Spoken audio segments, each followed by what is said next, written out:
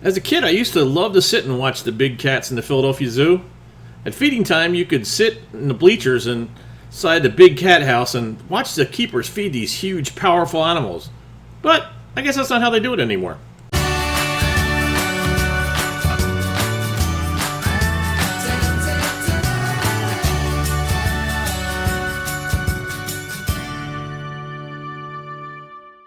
In 1957, the Philadelphia Zoo had already started making the switch to a more natural environment for their residents.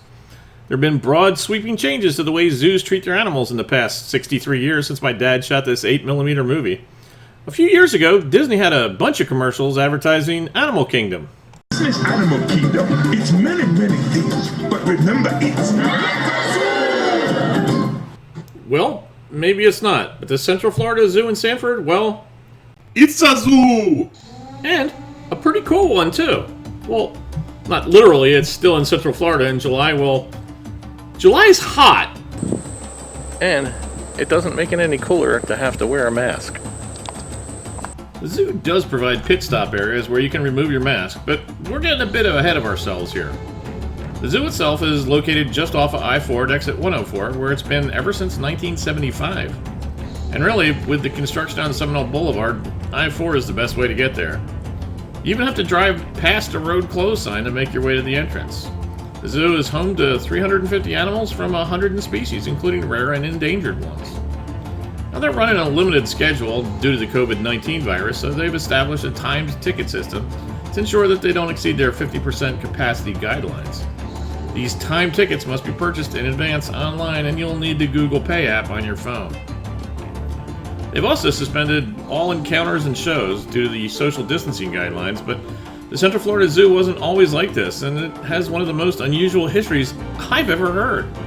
So before we go in, let's go back in time. The year is 1923, and there's a carnival in town, but like so many traveling shows during this time, it ran out of money and went belly up while it was in Sanford. As the carnival workers each headed their own separate directions, one developed a friendship with Cy Smith. Smith was the custodian at the local Elks Club, and the man gifted Cy with a Reese's monkey. Cy adopted the little monkey who ended up living at the Elks Club, and the members loved him and taught him to be rather, well, nasty around women. The monkey itself was soon turned over to Matt Cleveland Sr. Cleveland was the fire chief and took the little fellow over to the Palmetto Avenue firehouse.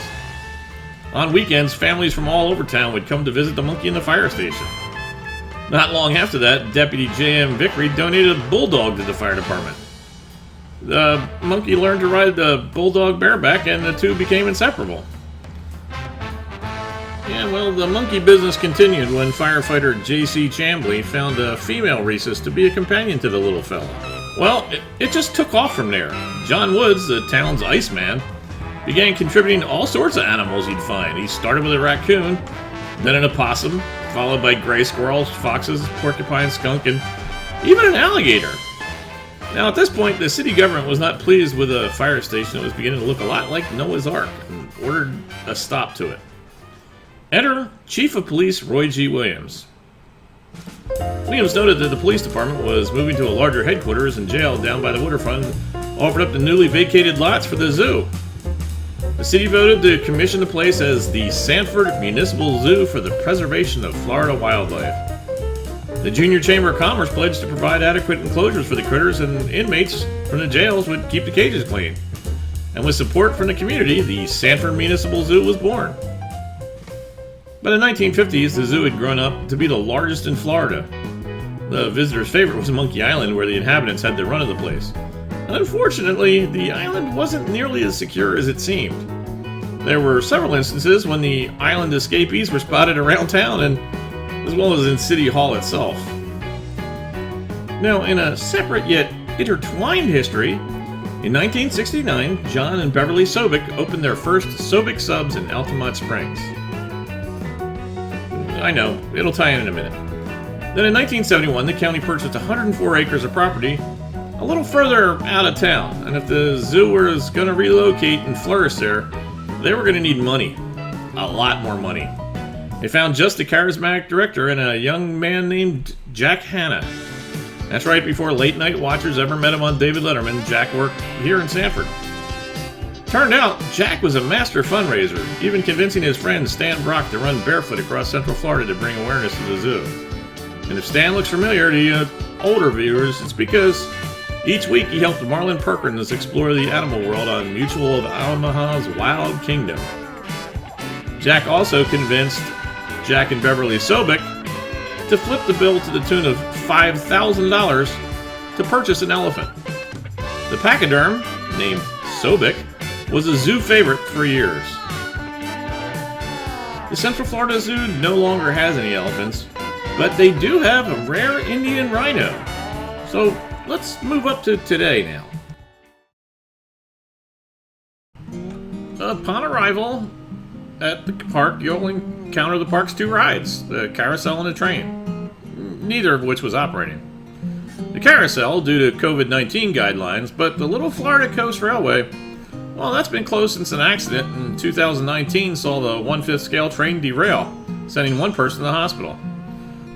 And none of the staff members could tell me when or even if the miniature railroad would run again. The zoo is also home to the Seminole Aerial Adventures, a rope course that weaves in and out of the zoo itself. Again, closed until further notice.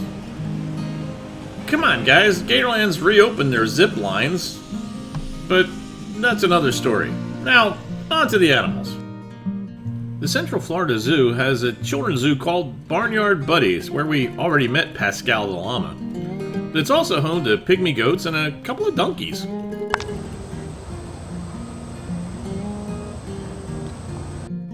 COVID-19 has had a negative effect on the children's zoo as they placed a barrier between kids and their closer encounter with these critters.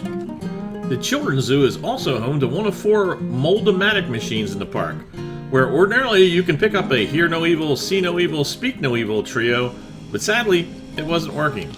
But we'll cover that in next week's video on Mold-O-Rama time! Just like most zoos, during the daytime and during the heat of the day especially, well, animals, well, they're sleeping. The cheetahs had found a shady spot along the fence, and they were there from the start of our visit until we left. Now, the warthog, well, I'm gonna have to take their word for it that they have one because I didn't see one, and it was far too hot over on the sunny side of the enclosure to go looking for them. Our next stop was the giraffes. The day before our visit, Central Florida Zoo reinstated their giraffe encounter, Feed a Giraffe, where for $5 you can see exactly how long a giraffe's tongue is by feeding them some of their favorite food. Now, if you've already started to overheat, you can take a quick pause in the butterfly garden directly across the path. The zoo also sports a children's garden on the other side of the park.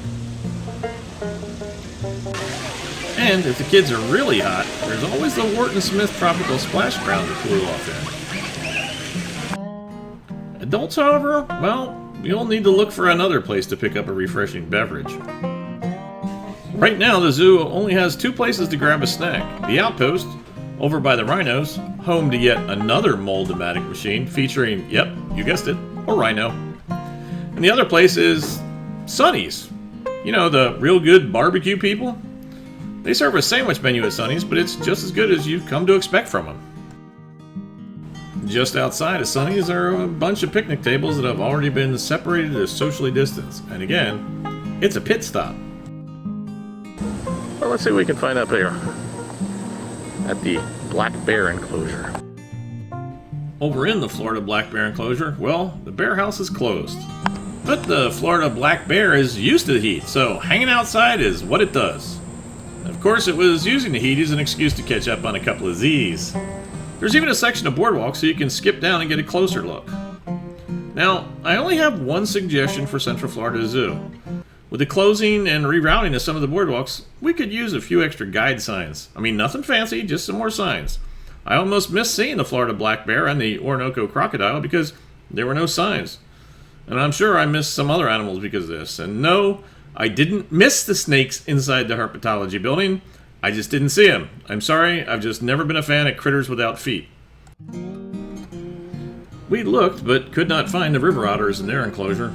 But I didn't have any problem locating the Amur leopard, and I was kind of glad to have that chain link fence between him and me.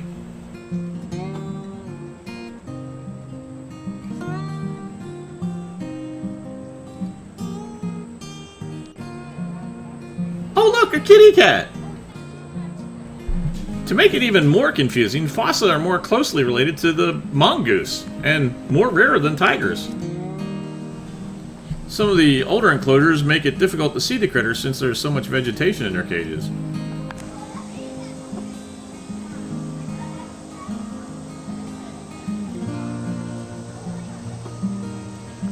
I would also like to take this time to celebrate one of the staff members, Diana.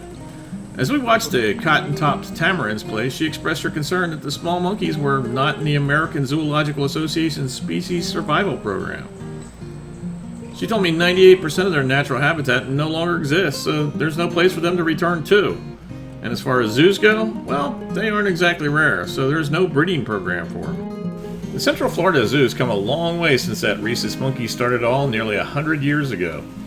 Through its early days in the fire station to its famous, or maybe I should say infamous, Monkey Island, to a fond memory of Jack Hanna. Apparently the position came just when he needed it most. This zoo should be around for quite some time to come. But, like a lot of places, it's been affected by COVID-19. The zoo kept their staff on while not having any income, and you can tell just by looking around that they rely heavily on donations. Not the donating type? Well, why not head out for a visit to the Central Florida Zoo? The animals can't wait to see you, though they hide their enthusiasm pretty well. Oh yeah, the Central Florida Zoo is accredited by the Association of Zoos and Aquariums and takes part in their SAFE program.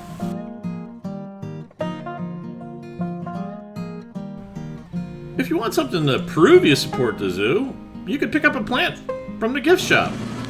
In addition to the zoo, the Moldomatic provider has been hit hard by the closures, and making a model is a great way to help them and partake in a very interesting hobby. But we'll talk about that in next week's Moldorama Time!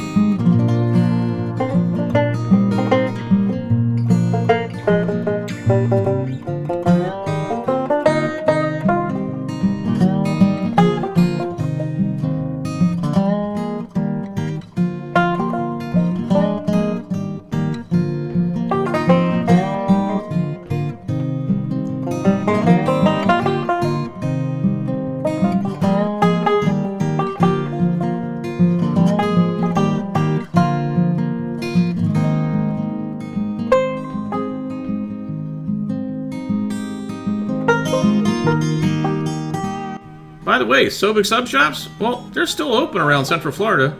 But after selling it, John went on to start Lee's famous recipe fried chicken. And even that, he still wanted to sell sandwiches, but he'd sold his name. So, why not spell it backwards? Skybo's. Skybo's is still open in Sanford on South French Street, so if you want to stop in, mention As Bob Sees It. That ought to really confuse him. If you like this video, why not give it a big thumbs up?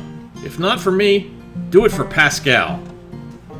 Now, I try to put out a new video every Friday, and if you want to see more just like this, go ahead and subscribe. I mean, it's free. Just click on that red subscribe button down below. But remember, when you do subscribe, don't forget to click on that bell icon. That way you'll be notified the next time I upload a video. Be sure not to miss next Friday's video for a special announcement. Thanks for watching. I'll see you next time.